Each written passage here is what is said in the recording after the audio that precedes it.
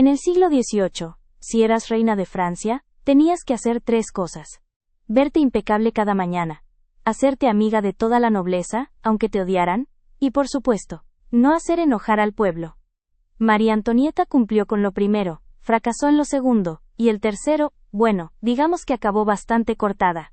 Hoy en Ella fue primero, te traigo la historia de la reina más odiada de Francia, que fue acusada de todo, desde arruinar la economía hasta decir que coman pastel. Pero ¿fue en serio tan mala, o simplemente estaba en el lugar equivocado en el momento más revolucionario posible?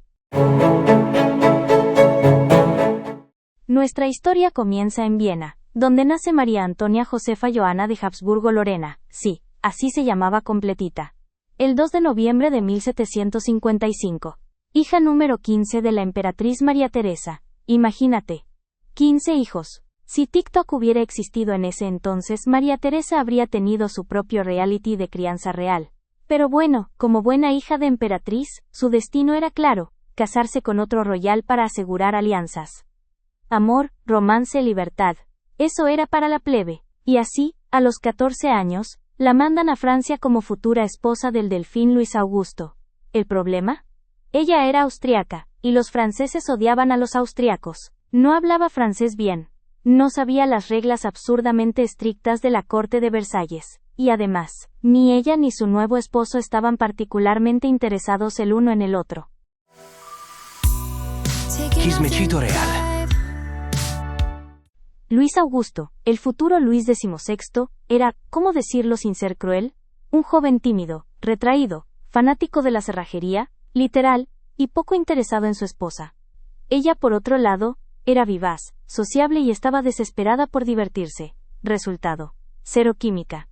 Para la nobleza, esto era escandaloso. Una delfina que no había consumado el matrimonio. Los rumores empezaron fuerte. ¿Será frígida? ¿Será infiel? ¿Luis será diferente? Tuvieron que pasar 7 años antes de tener su primer hijo. Y eso en una corte obsesionada con la descendencia, era un escándalo con letras mayúsculas. Y mientras tanto, ¿qué hacía María Antonieta?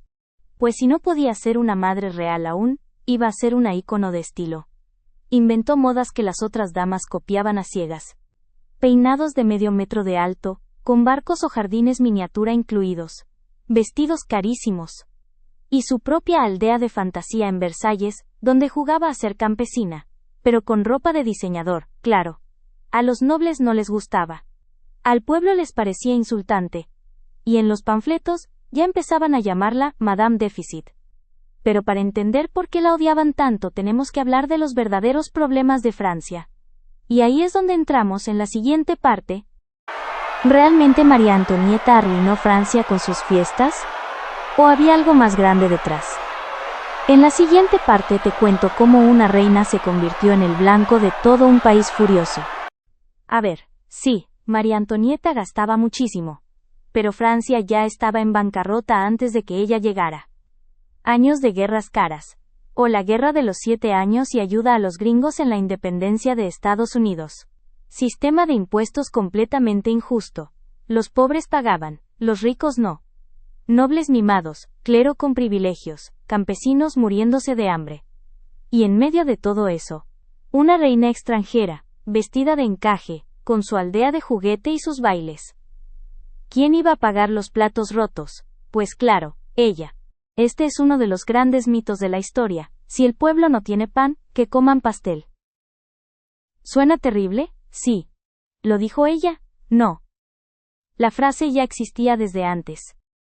Aparece en un libro de Rousseau, escrito cuando María Antonieta tenía 9 años, pero como ya era la villana perfecta, se la adjudicaron sin pruebas. Y así funcionaba la propaganda de la época. Panfletos, dibujos obscenos, y hasta cómics medievales en los que la pintaban como infiel, lujuriosa y manipuladora. Había uno donde salía con todos los ministros, al mismo tiempo. Luis XVI no era el líder más hábil. Cuando la situación se puso fea, dudaba, cambiaba de opinión y tardaba en reaccionar. Y mientras tanto, María Antonieta empezó a tomar decisiones políticas por su cuenta, lo cual enfurecía aún más a los revolucionarios. Los rumores decían que mandaba cartas secretas a Austria, que intentaba controlar al rey y que buscaba traicionar a Francia. ¿Y lo más triste? Mucho de eso era cierto.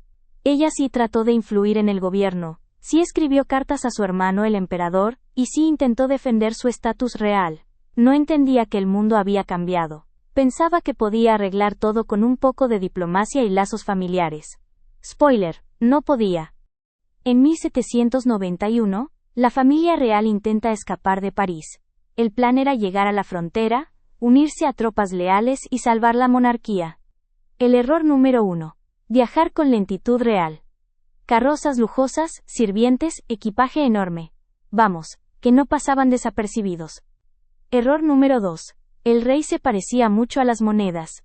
Literal. Lo reconocieron en una posada. Como resultado, fueron detenidos en Varennes y devueltos a París como prisioneros del pueblo. A partir de ahí, ya no eran realeza. Eran traidores. En 1792 cae la monarquía. Luis XVI es ejecutado en enero de 1793. María Antonieta se queda sola, con sus hijos y el odio de toda Francia sobre los hombros. En octubre es llevada a juicio. La acusan de todo: gastar de más, conspirar con Austria, hasta de incesto con su hijo, una acusación horrible y sin fundamento. Ella respondió con una frase que impactó a todos: apelo a todas las madres aquí presentes. Pero el juicio era una farsa. Y el destino estaba sellado. El 16 de octubre de 1793, fue llevada en carreta al patíbulo. No tenía peluca, ni vestido real. Solo una blusa blanca, cabello corto, y dignidad. Sus últimas palabras fueron: perdón, señor, no lo hice a propósito. Al parecer, había pisado sin querer al verdugo. Así terminó la vida de una de las figuras más polémicas de la historia. Pero ¿cómo debemos recordarla hoy? En la siguiente parte te cuento quién fue realmente María Antonieta, víctima, símbolo, villana o mártir. Se suele decir que María Antonieta fue frívola, tonta, superficial. ¿Pero lo era en verdad? Bueno, era joven, criada para obedecer, y casada con un príncipe retraído en una corte que la rechazaba desde el primer día. Pero también aprendió rápido a manipular la política de la corte, a formar alianzas, a mantenerse de pie cuando todo a su alrededor se derrumbaba. Tenía mal carácter, claro. Y orgullo, mucho orgullo, pero también demostró temple. Su comportamiento en prisión y camino a la guillotina fue digno y valiente, incluso sus enemigos lo reconocieron. La moda fue su arma, y su condena. Creó tendencias, vestidos de muselina ligeros que rompían con los pesados ropajes barrocos.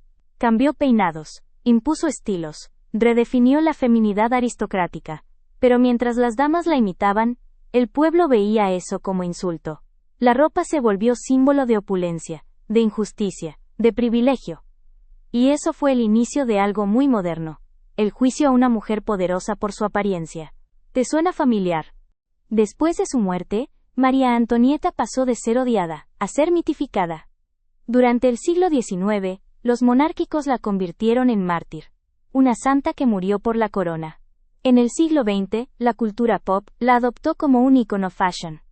Películas como la de Sofía Coppola de 2006 con Kirsten Dunst la mostraron como una adolescente atrapada, confundida y glamorosa. ¿Históricamente exacto? No tanto. ¿Estéticamente delicioso? Totalmente. La película convirtió a María Antonieta en una influencer retro avant la lettre, una víctima del sistema patriarcal y del poder político. Entonces, ¿qué fue María Antonieta? ¿Una reina frívola que ignoró al pueblo mientras se maquillaba con harina de arroz? ¿Una víctima usada como chivo expiatorio por una revolución que necesitaba símbolos para destruir? ¿Ambas? Probablemente sí. Lo cierto es que María Antonieta fue muchas cosas. Una adolescente arrastrada a un país hostil. Una mujer en un mundo de hombres. Una reina que no supo leer el peligro. Y una madre que vio cómo le quitaban todo, uno por uno. Su trono, su familia, su libertad y finalmente su vida. María Antonieta no dijo, que coman pastel. Lo que sí dijo, en una carta, fue: he visto todo, he oído todo, lo he olvidado todo. Tal vez eso resume su historia. Una mujer que vivió el final de una era, marcada por el lujo, la ignorancia, pero también el sufrimiento y la soledad. Y aunque no fue una santa ni una heroína, tampoco fue el monstruo que nos contaron.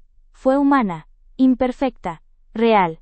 Y por eso hoy recordamos su historia. En ella fue primero Si te sorprendió esta historia, déjame un like, compártelo con tus amigas reinas y cuéntame en los comentarios, ¿qué opinas tú de María Antonieta? ¿La habrías odiado o la habrías invitado a tomar té?